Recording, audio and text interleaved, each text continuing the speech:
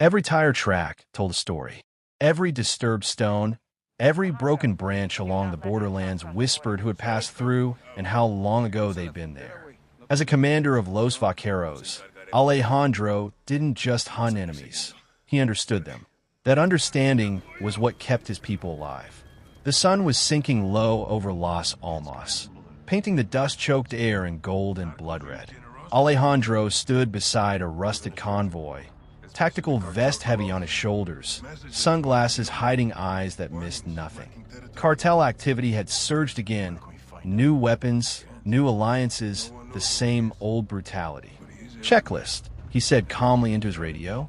"Charges set. Perimeter clear. Targets confirmed." Alejandro nodded once. "Execute."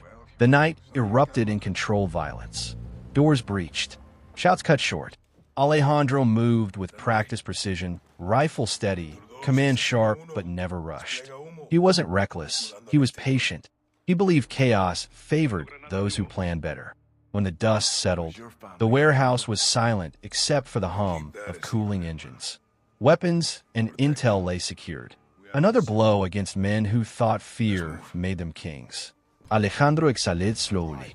This wasn't just a mission. It never was. He had grown up in Las Almas, where uniforms changed but suffering stayed the same. He'd watched good people learn to keep their heads down, watched children grow up too fast, watched corruption rot institutions meant to protect them. Becoming a soldier hadn't been about glory. It had been about drawing a line and refusing to step back. Later, as dawn crept in, Alejandro leaned against a vehicle, rolling his shoulders to ease the ache. His mind drifted briefly to friends lost, to compromises made, to the cost of fighting enemies who never truly disappeared. He carried those thoughts quietly. Leadership didn't allow room for indulgence. A familiar voice broke the silence. "You're thinking too hard again, Hermano."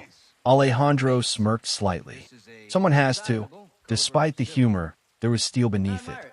Alejandro Vargas was loyal to a fault, to his country, to his men, to the idea that order was worth fighting for even when it demanded everything. He knew the world wasn't clean, and justice rarely was. But that didn't mean it was meaningless.